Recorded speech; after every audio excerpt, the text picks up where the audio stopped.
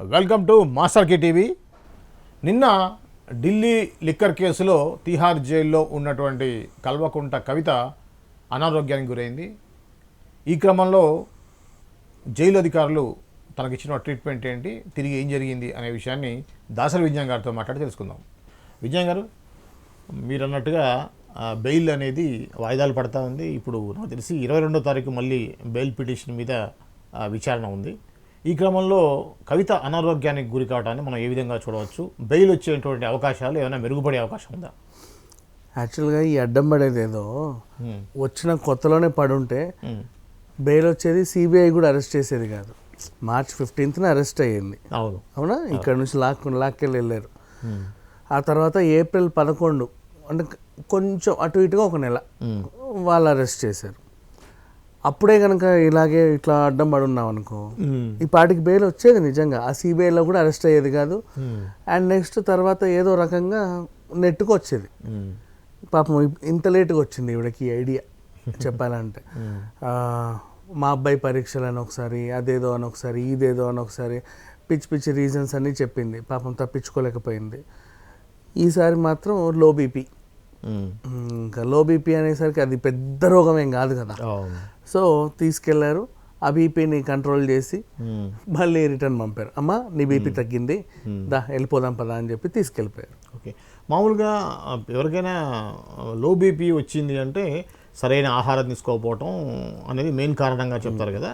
అంటే తనకేమైనా అక్కడ భోజనం పడకపోవటం, తక్కువ తీసుకోవటం జరుగుతుంది అనుకోవచ్చా? ఇక్కడ కేజ్రీవాల్ని ఫాలో అయిందని కూడా అనుకోవచ్చు. ఓకే, ఆయన ఏమో కావాలని మామిడి పండ్లు తిని ఏదో చేసుకున్నాడు, ఈవిడ ఇంకేదో తిని ఇంకేదో చేసుకొని ఉంటుంది. అంతకుమించి పెద్ద విషయం ఏం లేదు, తెలివితేటలు అంతే. ఇకపోతే అసలు ఈ మద్యం పాలసీలో అప్పటి నుంచి ఇప్పటిదాకా అసలు ఏం జరిగిందో చాలా మందికి తెలియదు. మనం ఒకసారి క్లుప్తంగా మాట్లాడుకుంటే, నేను రాసుకున్న డీటెయిల్గా స్టెప్ బై స్టెప్ చెప్పాలి అనుకుంటే, యాక్చువల్గా ఎప్పుడు ఫస్ట్ 2020.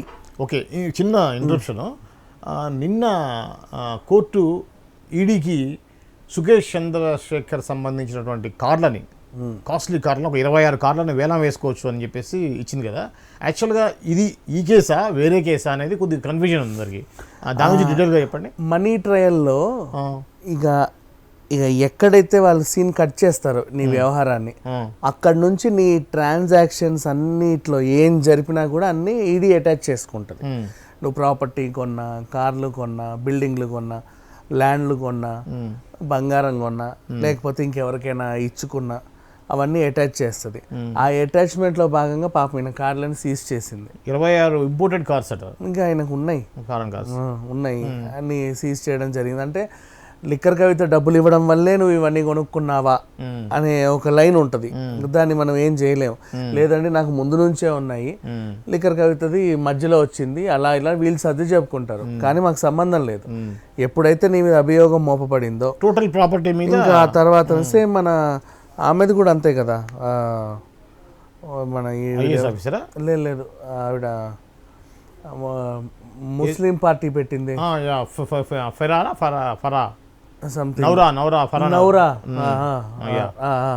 హీరా గ్రూప్. ఆమెది కూడా అంతే, ప్రాపర్టీలన్నీ అటాచ్ చేసింది. అంటే ఇక ఎప్పుడైతే నిన్ను అరెస్ట్ చేస్తారో ఇక ఆ టైం నుంచి అంటే ఇక మనీ ట్రయల్ జరుగుతూ ఉంటుంది. సేమ్ అలాగే మన జాక్లిన్ ఫెర్నాండెస్ ని కూడా ఒకసారి చేర్చారు పేరు. నీకు ఆయన దగ్గర నుంచి నీ డబ్బులు నీ దగ్గరకు వచ్చాయి, ఎందుకు వచ్చాయి, ఎలా వచ్చాయి. అంటే ఇక నేను నీకు 100 కోట్లు ఇచ్చిన తర్వాత నీ దగ్గర అప్పటికే 1000 కోట్లు ఉన్నా నాకు సంబంధం లేదు. ఇక నీ ట్రాన్సాక్షన్స్ అన్నీ ఇక మా కనుసన్నల్లోనే జరుగుతాయి. అటాచ్ చేసాము అంటే ఇంకంతే. సో ఇప్పుడు దీన్ని వాళ్ళు ఇక అది నడుస్తానే ఉంది, వేలం వేయడానికి సిద్ధమైంది. ఆయన చెప్పేది ఏంటి, లేదండి ఇచ్చింది నేను, నాకు ఇంత కమిషన్ తీసుకున్నాను, ఆ తర్వాత దాన్ని పలానా వాళ్ళకి ఇచ్చాను, ఇప్పుడు 100 కోట్లు నీకు ఇచ్చాను. ఇప్పుడు 26 కార్లు కూడా 100 కోట్లు ఉంటాయండి, అన్ని ఇంపోర్టెడ్ కార్లే ఉంటాయి పాపం. అంటే ఇంచుమించు అటు ఇటుగా 70 కోట్లు ఉన్నా కూడా 100 కోట్ల ట్రాన్సాక్షన్ 70 కోట్లు నీ కమిషన్ అయితే అవకాశం లేదు. ఆమ్ ఆద్మీ పార్టీకి కూడా 100 కోట్లు ముట్టినట్టుగా ఉంది కదా, కనీసం ఒక 10% అని ఉంటుంది కదా నీ కమిషన్. మా అయితే 10 కోట్లు. అప్పుడు ఈయన 2-3 ఇంపోర్టెడ్ కార్లు కొన్నా సరిపోతుంది, కానీ మొత్తం 24 కార్లు అయితే అది అంత ముందు నుంచే ఉన్నవి. బట్ అక్కడికి వచ్చిన తర్వాత ఇప్పుడు మన సావిత్రి గారి ఆస్తులన్నీ కూడా అలాగేగా పోయి అవును మొత్తం. అవును అంటే నీకు లెక్కలేని ఆస్తి అంతవరకే తీసుకోరు వీళ్ళు వస్తే, అవును మొత్తం జప్తు చేసి పడేస్తారు డబ్బాని. లేదండి ఇది మా తాతల ఆస్తి, మా అమ్మమ్మ గారి నగ, నో వే, లెక్కలు నువ్వు సరిగ్గా చూపలేదు, మొత్తం సీజ్. గవర్నమెంట్ వ్యవహారం అలాగే ఉంటది కదా, దానికి ట్యాక్స్ కట్టమంటారు, కట్టకపోతే ప్రాపర్టీ తీసుకుంటారు, అంతే. అది అంతవరకు వచ్చింది. కానీ ఇప్పుడు ఇక ట్యాక్స్ విషయం కూడా కాదు, ఇది మనీ లాండరింగ్ కిందకి వచ్చింది. వాళ్ళు చేసిన మనీ ట్రయల్లో ఇప్పటివరకు యాక్చువల్గా ఇది 100 కోట్ల వ్యవహారమే, కానీ వాళ్ళు 150 కోట్ల వరకు సీజ్ చేశారు రకరకాల సందర్భాల్లో. సో ఇప్పుడు ఈ మద్యం పాలసీ మొత్తం స్టెప్ బై స్టెప్ చూసుకుంటే 2020 సెప్టెంబర్ 4 ఫస్ట్ మన సినిమా స్టార్ట్ అయింది అక్కడ ఏమైంది, అప్పటి ఢిల్లీ ఉప ముఖ్యమంత్రి మనీష్ సిసోడియా నార్మల్గా కొత్త మద్యం పాలసీ మీద సిఫార్సు చేశారు.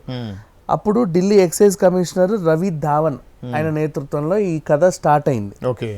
నెక్స్ట్ 2020 అక్టోబర్ 13 అంటే ఇంచుమించు ఒక నెల తర్వాత ఈ ధావన్ బృందం ఏం చేసింది, ఢిల్లీకి రిపోర్ట్ను సమర్పించింది. ఆ తర్వాత దాన్ని పబ్లిక్ డొమైన్లోనే ఉంచారు, అందరికి తెలుసు. అయితే మళ్ళీ 14,761 మంది ప్రజల అభిప్రాయాలని వీళ్ళు తీసుకున్నారు. ఆ తర్వాత 2021 ఫిబ్రవరి 5 అప్పుడేం జరిగింది, మద్యం పాలసీలో లోతుగా అధ్యయనం చేయడానికి మనీష్ సిసోడియా అండ్ పట్టణాభివృద్ధి మంత్రి ఉంటాడు కదా ఆయన సత్యేందర్ జైన్, అలాగే రెవెన్యూ మంత్రి కైలాష్, వీళ్ళ నేతృత్వంలో ఢిల్లీ ప్రభుత్వం ఒక మంచి కమిటీని ఏర్పాటు చేసింది. ఇదేదో కొత్త మద్యం పాలసీ వచ్చింది, దీన్ని లోతుగా పరిశీలించి ఒక నిర్ణయానికి రండి అని. వీళ్ళు ఏం చేశారు, 2021 మార్చి 22 అప్పుడు సిసోడియా నేతృత్వంలో ఈ ఒక కమిటీ ఏదైతే ఏర్పాటైందో వాళ్ళు రాష్ట్ర మంత్రివర్గానికి ఇదండి మేము తీసుకున్న నిర్ణయం అని చెప్పేసి చెప్పారు. అబ్బాయి ఇదేదో చాలా బాగుంది అని చెప్పేసి వాళ్ళు సంతకాలన్నీ అయిపోయాయి. ఆ తర్వాత మళ్ళీ అదే ఏప్రిల్ 15, 2021 ఇప్పటి నుంచి 3 ఏళ్ల నుంచి జరుగుతుంది. కొత్త మద్యం పాలసీ ఫైల్ని అప్పటి లెఫ్టినెంట్ గవర్నర్ అనిల్ బైజాల్ ఉండే అక్కడ లెఫ్టినెంట్ గవర్నర్, ఆయన కొన్ని సూచనలు ఇట్లా కాదండి ఇలా ఉంటే బాగుంటుంది అలా ఉంటే బాగుంటుంది అని చెప్పి ఏదో సూచనలు చేశాడు. సూచనలు చేసిన తర్వాత ఆయన మళ్ళీ ప్రభుత్వాన్ని సూచిస్తే వాళ్ళు ఓకే ఇంకో నిర్ణయం తీసుకొని మళ్ళీ వస్తామండి మీ దగ్గరికి అని చెప్పి ఆ ఫైల్ తీసుకొని వెళ్ళిపోయారు. ఆ తర్వాత 2021 నవంబర్ 17 అప్పుడు కొత్త మద్యం పాలసీ అమల్లోకి వచ్చేసింది. ఆయన సూచనలు చెప్పాడు, వీళ్ళు మేము సరి చేసామండి మీ సూచనలని అని చెప్పేసి ఫైల్ ఇస్తే ఇక ఏం చేశారు, ఇప్పుడు మన ఇక్కడ పార్లమెంట్లో పాస్ అయిన ఏ బిల్ అయినా సరే, అసెంబ్లీలో పాస్ అయిన ఏ బిల్ అయినా సరే సంతకం చెయ్యాలి రాష్ట్రపతి. అవును, ఆవిడ అభ్యంతరం తెలపాలి అనుకుంటే, వాళ్ళ అభ్యంతరం తెలపాలి అనుకుంటే దాంట్లో ఏదో ఒక రీజన్ ఉంటుంది. మనీకి సంబంధించి ఏదైనా సరే ఖచ్చితంగా సంతకం చేయాల్సి ఉంటుంది. నిర్ణయాలంటే ఆలోచించాలి కానీ డబ్బుకు సంబంధించి. సో ఈయన కూడా లెఫ్టినెంట్ గవర్నర్ సంతకం చేసేసాడు, పాలసీ అమల్లోకి వచ్చింది. ఇప్పుడు మన నవంబర్ 17. ఇకపోతే 2022 జూలై 8 అప్పటికే మద్యం పాలసీ అమల్లోకి వచ్చి ఒక 10 నెలలు గడిచింది. 10 నెలలు గడిచిన తర్వాత అప్పుడు మళ్ళీ కొత్త లెఫ్టినెంట్ గవర్నర్ వచ్చాడు అక్కడికి. ఎవరైనా మామూలుగా వినయ్ కుమార్ సక్సేనా. ఈయనకి ఏదో కొన్ని డౌట్లు వచ్చాయి, ఏంటిది ఏదో జరుగుతుంది దీంట్లో అని చెప్పేసి. ఆ తర్వాత ఆయన చీఫ్ సెక్రటరీ సురేష్ కుమార్కి ఒక రిపోర్ట్ అందించాడు. నెక్స్ట్ ఎక్కడో డబ్బులు చేతులు మారినట్టుగా నాకు అనిపిస్తుందండి, నాకు ఏదో డౌట్ కొడుతుంది అని. ఇప్పుడేం జరిగింది, 2022 అదే జూలై 22 నెక్స్ట్ సిబిఐ విచారణకి సిఫార్సు చేస్తూ ఆయన సంతకం చేశాడు లెఫ్టినెంట్ గవర్నర్. నెక్స్ట్ ఆయన హోంశాఖ కూడా లేఖ రాశాడు, ఇక్కడ ఏదో జరుగుతుంది ఒకసారి చూడండి అని. జూలై 30 కొత్త ఎక్సైజ్ పాలసీ ఉపసంహరణకు నోటీస్ ఇచ్చారు. వీళ్ళు నోటీస్ ఇస్తేనే వాళ్ళు ఉపసంహరించుకున్నారు. ఆ తర్వాత ఒక 6 నెలల పాటు మద్యం పాలసీని అంటే కొంచెం దీన్ని ఇట్లా చేస్తే బాగుంటుంది అలా చేస్తే బాగుంటుంది అని చెప్పి కొన్నాళ్ళు సాగింది. తర్వాత క్యాన్సిల్ చేసేసారు. సిసోడియాతో పాటు ఒక 14 మందిపై సిబిఐ ఎఫ్ఐఆర్ నమోదు చేసేసింది. మాకు డౌట్లు ఉన్నాయి, ఇది ఖచ్చితంగా అవకతవకలు జరిగాయి. ఎప్పుడు ఇది ఆగస్టు 7, 2022. అండ్ వీరిలో అప్పటి ఎక్సైజ్ శాఖ మంత్రితో పాటు ఇంకో 3 అధికారులు కూడా ఉన్నారు. నెక్స్ట్ ఆగస్టు 19, 7 తర్వాత 19 ఒక 14 రోజులకి ఏం జరిగింది, సిసోడియా ఇంట్లో సిబిఐ సోదాలు చేసింది. ఇప్పుడు ఎట్లయితే మొన్న కవిత ఇంటికి వాళ్ళు వచ్చారో అలా సిసోడియా ఇంటికి వచ్చారు. వచ్చిన తర్వాత అంతేకాదు ఇంకా మొత్తం 7-8 తెలుగు రాష్ట్రాల్లో కలిపి 21 చోట్ల వీళ్ళు సోదాలు జరిపారు. నెక్స్ట్ 2022 ఆగస్ట్ 23కి Delhi excise policy money laundering కేసులో ఈడీ ఎంటర్ అయింది. అప్పుడే జస్ట్ ఫ్రెష్గా ఎప్పుడు ఎంటర్ అయింది ఈడీ 22 ఆగస్ట్ 23. నెక్స్ట్ తర్వాత అదే సెప్టెంబర్ 28కి ఇండో స్పిరిట్ మేనేజింగ్ డైరెక్టర్ మన మహేంద్రు ఈయనని, అలాగే ఆమ్ ఆద్మీ పార్టీకి చెందిన వినయ్ నాయర్ వీళ్ళిద్దరిని కూడా అరెస్ట్ చేసి జరిగింది.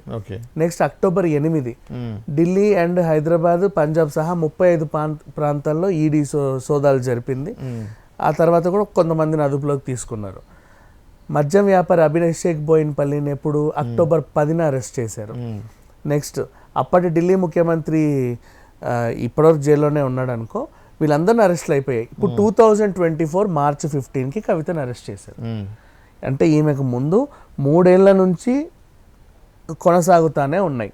సో ఈమె బెయిల్ కోసం పిటిషన్ పెట్టిన ప్రతిసారి ఎందుకు తిరస్కరణకి గురవుతుంది అంటే 2021 నుంచి వీళ్ళ దగ్గర పక్కా ఆధారాలతో వెళ్తూ పెద్ద అధికారులు, ఉప ముఖ్యమంత్రులు వీళ్ళందరినీ కూడా అరెస్ట్ చేసుకుంటూ వచ్చారు. ఇప్పుడు ఈవిడ ఈ కేసులో చాలామంది అప్రూవల్గా కూడా మారారు. నిజమేనండి, జరిగింది, తప్పైపోయింది, ఇంకెప్పుడు చెయ్యము, మాగుంట శ్రీనివాసులు వాళ్ళ సన్ని కూడా ఇంకెప్పుడు చెయ్యము, మమ్మల్ని క్షమించి వదిలేయండి, కావాలంటే అప్రూవల్గా మారుతున్నాము సంతకాలు చేశారు. అందరూ అప్రూవల్గా మారారు. ఇప్పుడు కవిత కూడా అప్రూవల్గా మారితే నీకు బెయిల్ వస్తుంది. నీకు బీపీ పెరిగినా, షుగర్ పెరిగినా, ఇంకేమన్నా అయినా, కిడ్నీ ఫెయిల్యూర్ అయినా, అడ్డం పడ్డా, పెద్ద జ్వరం వచ్చినా, డెంగీ వచ్చినా, ఫీవర్ వచ్చినా, మలేరియా వచ్చినా ఛాన్సే లేదు. వాళ్ళు మళ్ళీ ట్రీట్మెంట్ చేస్తారు, మళ్ళీ తీసుకెళ్ళి అక్కడే వేస్తారు. ఇది జరిగేది. అండ్ నా పిల్లల ఎగ్జామ్ ఉందన్నా, మా ఆయనకు ఆరోగ్యం బాగాలేదు, మా నాన్న కాలు జారి పడ్డాడు, మా అన్నయ్యకి ఏదో ఆపరేషన్ ఉంది, అర్జెంట్కి వెళ్ళాలి, నో వే, ఏవి కుదరవు. ఎందుకంటే తీహార్ మహిళా ఖైదీలు మొత్తం కూడా ఒక 2000 మంది ఉన్నారు. వాళ్ళందరికి కూడా ఉంటాయి ప్రాబ్లమ్స్. వాళ్ళందరూ ఏ ప్రాబ్లం లేకుండా కాలు జాపుకొని జైల్లో కూర్చోాల ప్రతి ఒక్కరు. అందులోనూ అక్కడ హాస్పిటల్లో కూడా ఇప్పటికి 128 మంది ఉన్నారు మహిళలు. కొంచెం తీవ్రమైన అంటే స్పైనల్ పెయిన్తో ఇలా కొంతమంది, కాలు పనిచే కొంతమంది, అండ్ అలాగే దాంట్లో వికలాంగ ఖైదీలు కూడా ఒక 3 డజన్లకు పైగా ఉన్నారు. 36 నుంచి 40 మంది వరకు వికలాంగుల ఖైదీలు కూడా ఉన్నారు. సో వాళ్ళందరికీ కూడా ఉంటాయి ప్రాబ్లమ్స్. కాబట్టి బీపీ, షుగర్, చిన్న ఆ ప్రాబ్లం ఈ ప్రాబ్లం అంటే అందుకే కేజ్రీవాల్ని కూడా అప్పుడు బెయిల్ ఇవ్వాల. నాకు షుగర్ లెవెల్స్ తగ్గాయి, అది పెరిగింది. నువ్వు ఒకసారి జైలుకి వచ్చావు అంటే ఆ 2000 మందిలో కూడా నువ్వు ఒకదానివి. అది గుర్తుపెట్టుకోవాలి కవిత. అదొకటి గుర్తు లేకుండా నేను మాజీ సీఎం కూతుర్ని, ఈయనేమో నేను సీఎంని, అలా ఇలా నీ స్టేటస్లు స్టాండర్డ్స్ ఇక్కడ పనికిరావు. సో అండ్ మళ్ళీ కాకపోతే అయినప్పటికీ కూడా కొన్ని రూల్స్ అండ్ రెగ్యులేషన్స్ అంగీకరించడం వల్ల, నీకంటూ కొన్ని రైట్స్ ఉండడం వల్ల 50 రోజుల తర్వాత కేజ్రీవాల్కి బెయిల్ ఇచ్చారు. ఒక రైట్ ఉంది, రైట్ టు మన ప్రచారం. ఆ ప్రచారం కోసం అని చెప్పేసి నేను అన్నారు. మళ్ళీ పాపం లొంగిపోయాడు. ఈవిడ విషయానికి వస్తే నీకు కొన్ని హక్కులు ఉన్నాయి, ఏదైనా కావాలంటే సమర్పించుకోవాలి జైలు.